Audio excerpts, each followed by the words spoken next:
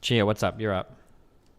So I just wanted to talk to you about the whole political violence meme, and I guess kind of your whole idea of when political violence is justified. So I guess this is kind of more based on your conversation with the Quarterling guy. hmm Uh, Violence is justified. What kind of theory of justice exactly are you going from? I have no idea. What hit me up? What are some theories I can choose from?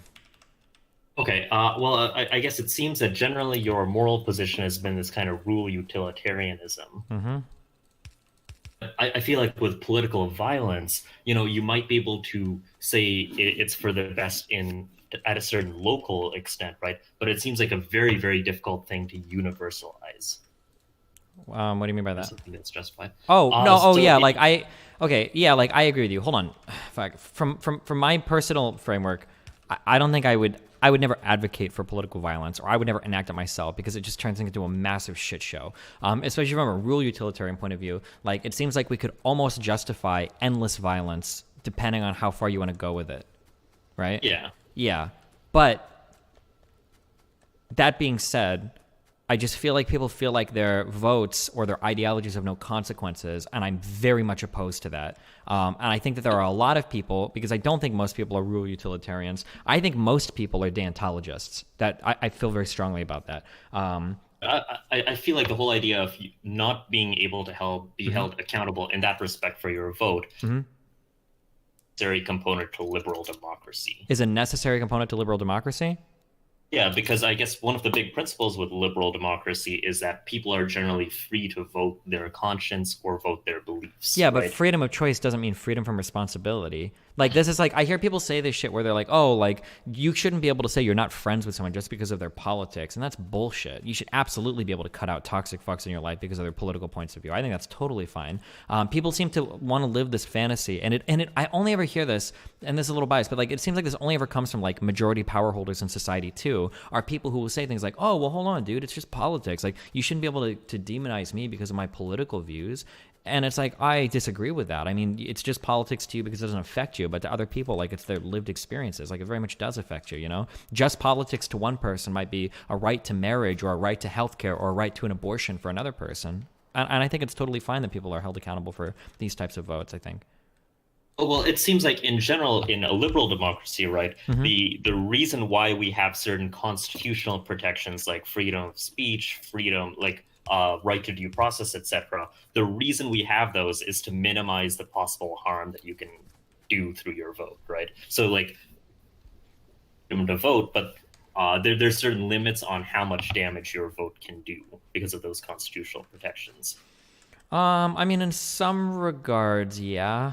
In other regards, no. I mean, it depends on what's being on what rights are being protected at any given point in time.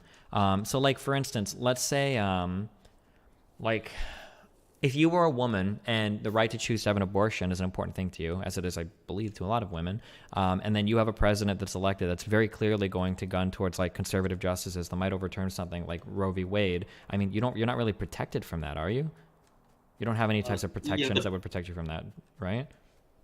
if the right to abortion is constitutional right, or at least something that's generally accepted in the legal community as a constitutional right, then in fact that is sort of a protection from one pro-life president Well, but in overturning this whole right. Like we've kinda. had many, like Well, hold on. Roe That v. Wade was like 40 years ago, right? We've had many presidents elected who have said like, I am anti-abortion. None of them have actually been able to repeal Roe v. Wade, right? Yeah. I take issue with saying that Roe v. Wade is constitutionally protected. I mean, Roe v. Wade is by definition like, oh fuck, I don't have the legal background, so maybe I'm using these terms wrong. But like, I mean, it came from judicial review. This isn't like abortion isn't constitutionally protected. It came because the Supreme Court voted itself the power to make interpretations of law, and through one of those interpretations, as recently as 40 years ago, we have the protection that you can get an abortion. But that could be overturned by a future Supreme Court, right? This isn't something that's like hardwired into like the Bill of Rights that would require like an amendment to get rid of. Like another judicial review could theoretically overturn Roe v. Wade, right? I guess in theory, but Well, not in that's well kind of that a well different hold on. matter. not in theory, like very reasonably, like that could happen. A case could go, like actually, I'm pretty sure there are people that are artificially trying to push abortion-related cases through now. Fuck, I should have a source for that. But I thought there were people that were trying to get these, there's a name for these, where people try to like push a case through to get it to the Supreme Court to get like a new ruling on it. Like this is something that people are trying to do now. Because I think they've generally been rejected by the Supreme Court when trying to do this, right? Well, have they under the new Supreme Court? I don't know about after Kavanaugh. Yeah. It's like conservatives have tried to attack this for 40 years. Yeah, but now we like have two new Supreme Court justices, right?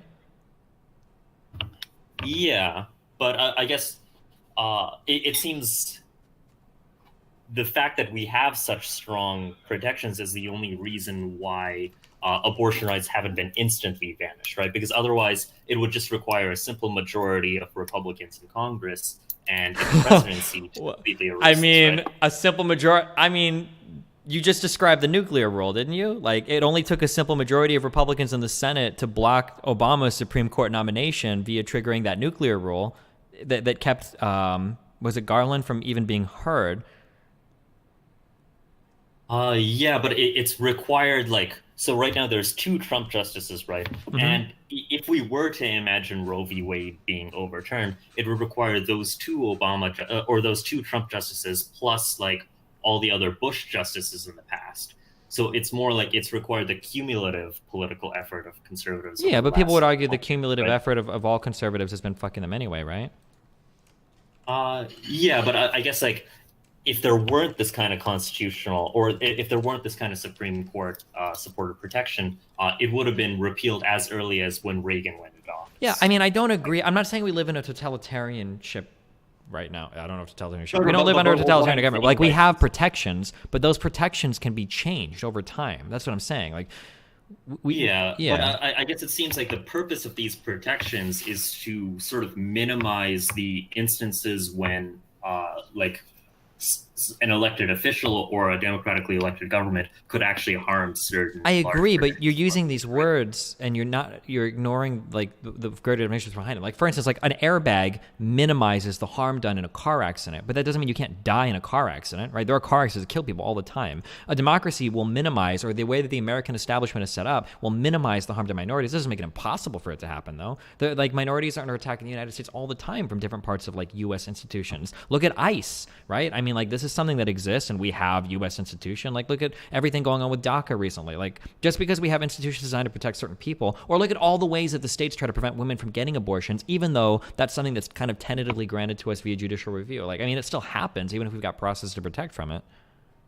Oh yeah, for sure. But it seems like in general we have to create a balance between I guess the constitutional protections and what we allow people to vote in office. Because if we had a government that was purely like a static law and based on static rules that were enforced, very easily become a different kind of dictatorship.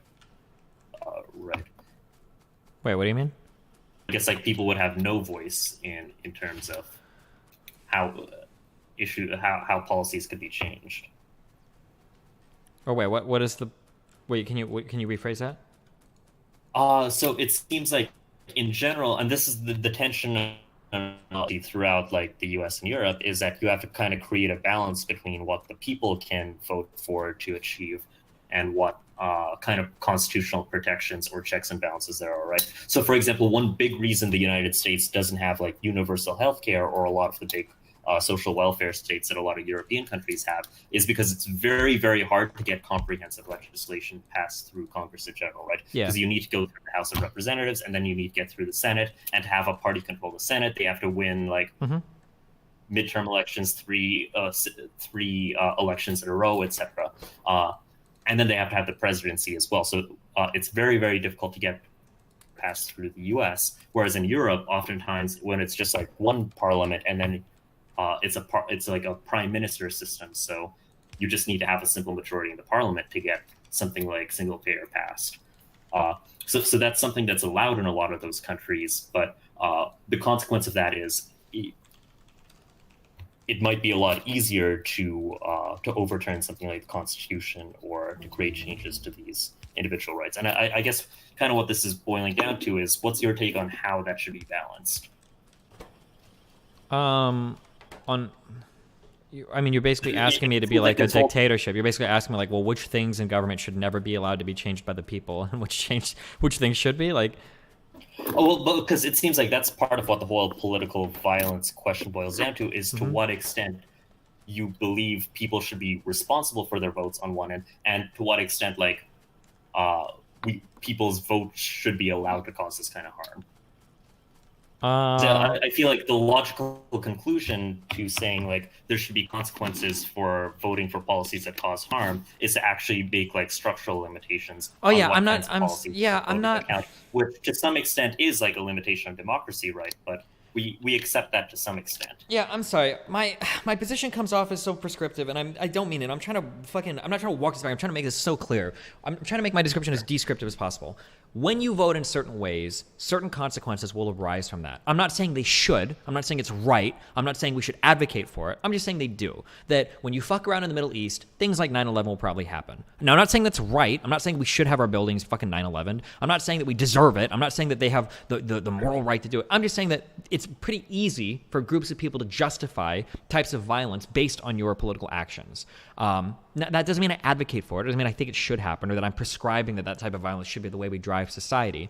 But I do think that you can reach a boiling point where once you've aggressed so many times, and I don't know what the threshold for this would be, right? Because at the end of the day, ultimately, this is somewhat arbitrary. But I do think you can reach points where it's like, okay, well, like you've aggressed so many times in these ways that, people are going to start fucking shit up, and you don't really have a right to complain about it. Like, you need to be ready to fight because that's what's going to happen. Maybe it'll be the immigration stuff, maybe it'll be the healthcare stuff, maybe it'll be the economic stuff, right? We had Occupy Wall Street once. Maybe that'll come back in a more violent form depending on the results of the next election. I don't know, like you're asking me, like, I think that we can disagree on like certain things in the government in terms of like what's like the best way to deliver healthcare, what's the best way to deliver whatever. I mean, like, these are disagreements that are fine, but when we're talking about things like hardcore gerrymandering or racist voter ID laws, I mean, like, I don't think these are things that we should do. I don't think that these ideas should ever be entertained. I don't think we should make laws against not entertaining them. Like, it almost feels like, I'm not trying to say you're trying to try me this, but it feels like you're basically trying to ask me, like, if you were the dictator, like, what would your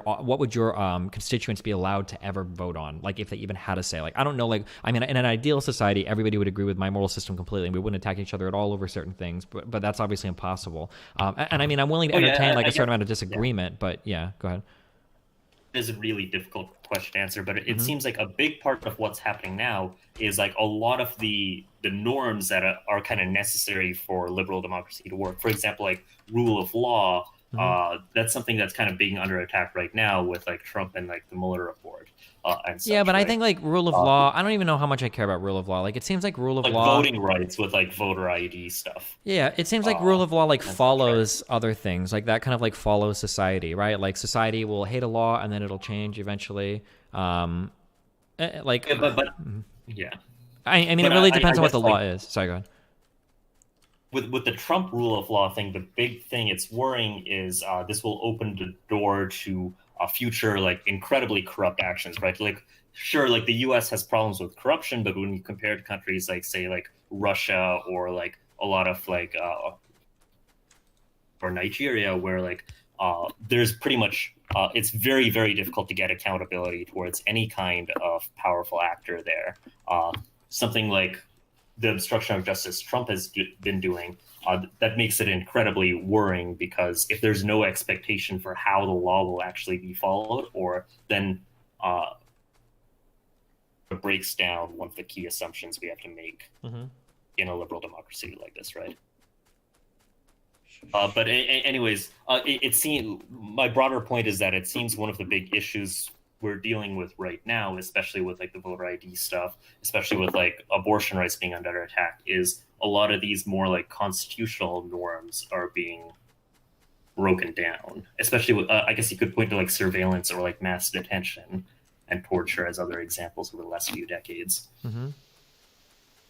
So I guess it just seems to me like the logical conclusion is to sort of expand and like reinforce those kinds of baseline constitutional protections.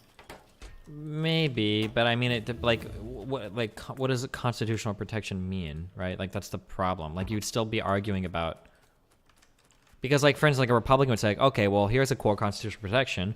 We don't fucking kill our citizens, so abortion is wrong. And a Democrat would say, okay, well, here's a core constitutional protection. You don't tell women what to do with your bodies. Regulating that is wrong, right? So I mean, like, you're still like in the weeds, like you're still like kind of begging the question. Abortion is a really difficult issue to deal with. I mean, you say that, but I think there are these types of like moral axes. There are these types of two sides to every issue, though, right? Look at something like social health care, right? Where Republicans will say, like, well, this is a core constitutional issue. The government doesn't provide you a right to health care. You can't steal my money to compel someone to buy somebody else's insurance. And then, like, someone else say, well, we have the, right to live a happy life, blah, blah, blah. Like, a core constitutional thing should be providing health care. We provide basic services to citizens. Like, this is fucked up. So, I mean, like... With health care... Mm-hmm. People who argue against it from this principle, but I've very rarely encountered somebody who is willing to endorse a system that produces worse healthcare outcomes just because it doesn't step on these kinds of like principles. I feel like most of the kind of conservatives or libertarians who oppose single payer healthcare, like they would genuinely believe for some reason that single payer would create. I feel like it's about 50-50 now. I do agree that a lot of them argue there, but I think there are a lot of people that would say, like, even if it does produce worse outcomes, like, you don't have a right to steal my stuff. Like, if you start here, the next step is Nazi Germany or whatever, right? Like, they always like run off. I think, number one, those people are pretty rare, and a lot of them are very dishonest that say that, because they're willing to like allow for this kind of taxation to pay for like a border wall, or they're not willing to lift a finger about like Trump's military spending or anything like that. Sure, but they would say like the border wall is like, that is the purview of the U.S. government. Like, its job is to protect our citizens. Like Charlie Kirk would say, the job of the U.S. government is to protect us, so we fund the military. The job of the U.S. government isn't to provide health care. Well, yeah, Charlie Kirk's not a very honest actor, I think. Maybe. I don't think he really like. I think there are people I think there are people that are honest actors that would believe like in his arguments, though. But that's why. But he never like purely reserves that. He'll never concede that like single payer might bring better healthcare outcomes, but I would still oppose it for this reason. he might not. Yeah, sure, maybe not. Yeah, right. It's very rare to encounter somebody who will accept that like one of these more like social democratic government programs would lead to better outcomes, but we should still oppose it anyways. Maybe, yeah. It's easier to convince people on those issues, but it's harder to convince people on abortion because there's very little disagreement about what the outcome of certain abortion policy is, but they'll still like oppose it anyways. Maybe, sure. But yeah, I think that covered a lot of the points I wanted to bring up. I guess that's I think it's good to clarify what we mean when we talk about like justifying certain political violence. I guess, yeah, I don't think I have any other questions. Okay, sure. All right. All right. I love you. Have a nice one. Yep, be careful.